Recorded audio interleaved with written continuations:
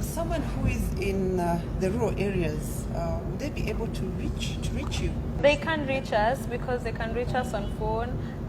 If it's possible to even send a letter, we have our PO box address. There's definitely ways, or if they hear of us through someone else, then that person could get in contact with us and we'd see how we'd be able to help.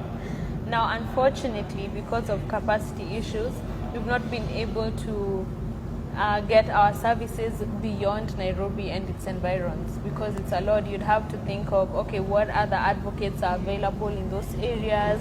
Because if you were to get an advocate from here, then they would have to be traveling, which is not a problem if someone is able to do that and willing to do that.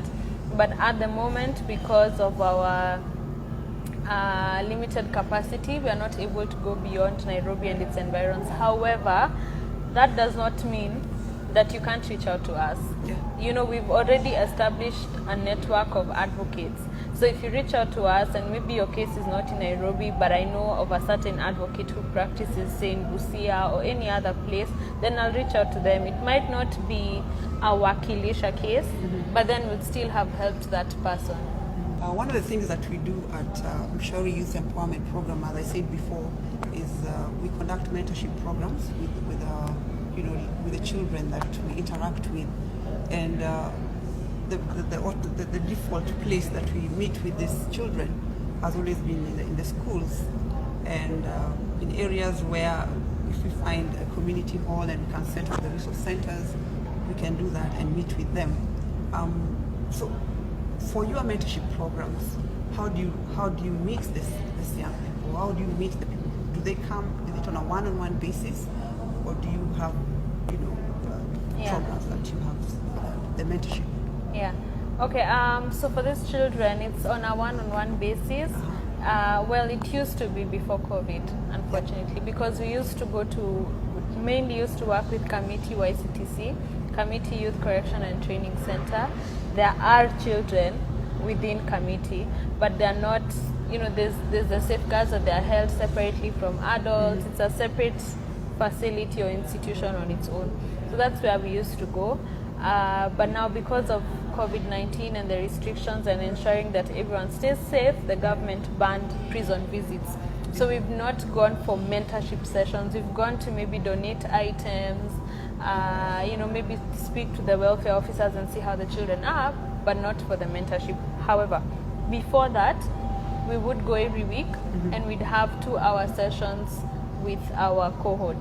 And the reason we do that is because we don't go to teach. We're not going to tell them, this is how to get from point A to point B. This is how to decide I don't want to be angered. This is how to find a way to make my talent earn me some money. We've structured our system such that, our sessions such that they're interactive. So we go with them, we're a group, we have 2 or 3 facilitators and a clinic. So we'd have volunteer students as well. Yeah, so we sit with them and we have a topic for the day. We have our curriculum that we have to go through for a given session so that we're able to understand these are the objectives and we've met them. Okay. So during the session, we play games that are related to that particular topic. We have a sit down, we talk through the session, and by the end of the day, there's something that we have all learned, because we can learn from them as well. Yeah. So that's how we used to structure our sessions before COVID. Post-COVID, we intend to do, not post-COVID, well, before we get to post-COVID, whenever that's going to be, we have to make sure that life moves on, right? So what we're going to do is we want to set up virtual sessions. They're still going to be interactive. They're not going to be pre-recorded sessions. They're going to be, just as we're doing now.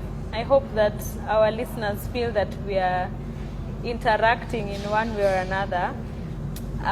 So what we're going to do, we're going to set up the virtual sessions, and then we're going to the same exact kind of setup with the games, and then having a sit down. So we talk, they talk, as much as we can do with our present times. Yeah, life has to move on. Okay. You being the founder, what inspired you? Yeah. What inspired you to find it? Yeah. To establish Or to find it. Yeah, to find it. So, what's your inspiration behind it? You could have done, you could have gone another route. You didn't have to deal with children. I didn't think I was going to go actually on a very different. But the reason I started Wakilisha, and sorry for cutting you short, is because I could have been them. They're children, just like I am, or just like I was when I was a child at a certain point in my life. So I had a chance to interact with children in conflict with the law at committee, YCTC at one point. And we were doing a data collection exercise. So they were just telling us, my name, my case, it's in this court, whether or not they had advocates representing them, and just a basic data collection exercise. And I talked to a number of them. They were seated almost as we are now with Doris across from us. Hi, Doris. And so they'd come in, I'd do my thing, fill the paper, another one would come in, do my thing again. By the time I was done and we were going back to school, because I was in my last year of university, there was just an underlying theme. Most of them were in there for narcotics, that's bang. Something that could have cost us, as little as 50 shillings, that's less than $1. Yeah? And they were facing charges that would see them being institutionalized for years, right? And it was the same thing. There were almost all of them from poor family backgrounds, or you could just tell that this person has had a difficult upbringing. And I kept going back to, I was in uni, and I kept thinking it could have been my friends, it could have been anyone in my family, it could have been me had I been born in a different family setup. And not to say that I was brought up in riches or whatnot, but I was more privileged than they are. And so it stuck with me, and I just kept thinking, why should they have to suffer? Because their life has kind of been written for them. I just wanted to show them that no, your life can be different, and you don't have to be sentenced to a certain fate for the rest of your life just because of where you started. Yeah, and the first step to do that is you need legal representation if you're already facing charges in court, right? And then everything else fell into play. Yeah. Oh, I actually started it to join a competition. Interesting enough. I don't know if you know of the Hague Institution for Innovation in Law. No. Hill. I just know Hague for something else, but I'm not. Yes, for the ICC case. Yeah. So this is an institution, that promotes justice innovators. And I saw that they had a call for a competition, and so I thought, okay, but I really wanted to do something for these boys, I wanted to do something for these children, and then there was this opportunity. They came together, and that's how Wakilisha was found. That's how I found it. Okay. Yeah. And I think you'll agree with me that in the kind of work that we do, it's very much based on commitment. Yes. It's very much based on. Commitment-based, yeah, correct. It's I have a passion to do this. Yes. It's not about money. Yes. Because Yeah, you're right. It has to be because you've seen something and you want to do something. Yeah, you're right. Volunteers are really most volunteers come out because it's something that they're committed to. It's a calling, basically, and we do appreciate all volunteers. Yes, we appreciate volunteers for Wakilisha. We appreciate volunteers for the Mshauri Youth Empowerment Program. And so I've seen someone asking, how are the risks that children in conflict with the law face? I think from, how are they different from the risks that other children would normally face? Yes. So one is that the fact that these children have already almost been labeled problematic, and I say this in air quotes, within society. So we have already in our minds disregarded them, that they're dependent on whatever crime that they've committed. There's already that aspect of we've labeled them as delinquents. Yeah, delinquents. Yeah. So they face the risk of not having people care for them, think of them at first instance. So there's that. So then that also makes them more vulnerable to all the other risks of abuse that are apparent for any other child. Yeah, and that's also because when you keep labeling someone something, then they also tend to believe it. Yes. So if you keep telling me you're a thief, you're a thief, you're a thief, even if honestly I had stolen for the first time or something in one way or another, but if you keep insisting that, or you keep seeing, or you keep treating me as someone who does not deserve love or protection, then I'll embrace it, and that's what I'll become. Or I won't have the confidence to fight for my rights or to stand up for myself, and then that means when others come to abuse me, then I'll take it. In fact, if I may share, most girls in conflict with the law have actually been victims of abuse. If you listen to most stories of girls who are in conflict with the law, you find out either at home they were abused, or at one point in their lives they've been abused. Well, not for all of them, but for most majority of them. Yeah. So if we take care in terms of how you treat people, how you treat your children, show them love. You know, even if you're correcting, correct with love. And show them why. Why is this wrong? Why should I not have done it? It's not just, you know. Are there telltale signs to look out for, you know, that if a child is going through that, you know, some abuse or something? Are there signs that, as volunteers or people who are working with children, are there signs that we could look out for from your experience with the children that you've interacted with? Yeah, Beatrice, that's a really, really, really good question, because it then takes me to child psychology. And one thing I'll say, even with your work and anyone who's working with children, you have to understand child psychology. So we just started receiving training for the same under child psychology, and it really opens up your mind. You start seeing how trauma affects children, or, you know, some of the things that I've just now mentioned, and how, you know, they're brought up, they come about, and how they affect the child's life.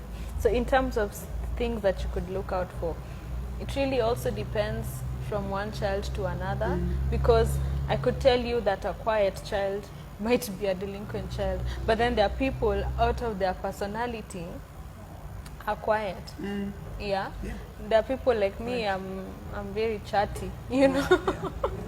But there's someone who, if they're talking more than usual, it's a cry for help. They're trying to tell you, listen to me, you know, but you're not. And then they go find other ways to gain that attention, which might not be the best ways.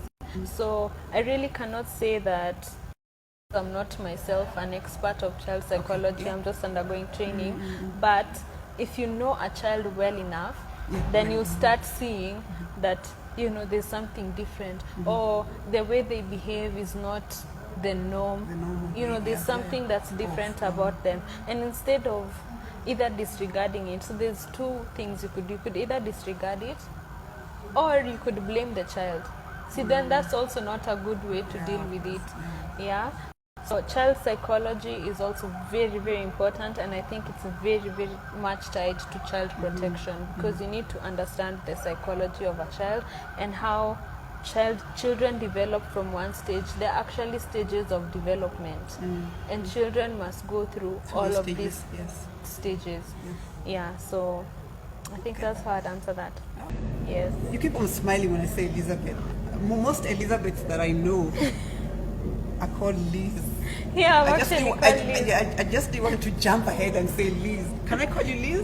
Call me Liz, call me Njambi, call me Jerry, that's my other name. Yes, because every time I say prefer. Thank you. It's a long name, actually, right? Every time I was saying Elizabeth, I was like, should I say Queen Elizabeth? Oops, sorry. Well, God only knows what my future holds, right?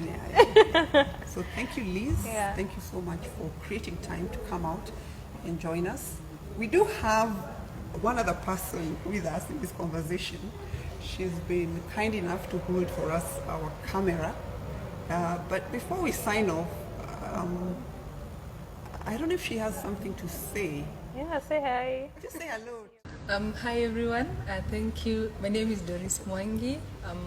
the founder, I'm a co-founder of Mshauri's Empowerment Program. Thank you for joining us today.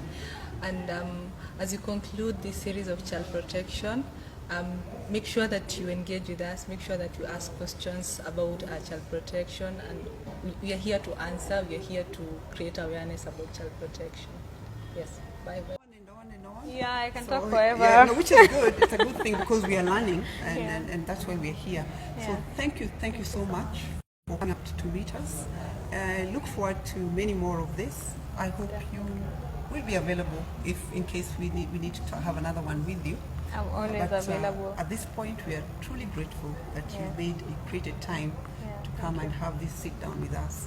So listeners, viewers, followers, thank you so much for joining us this afternoon. Thank you. We hope that we will get your comments, we'll get your questions. Let us know what you think.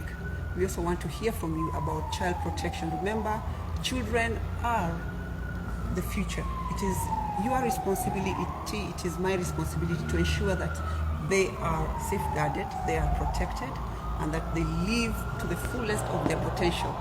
Thank you and have a good afternoon. Bye. Bye.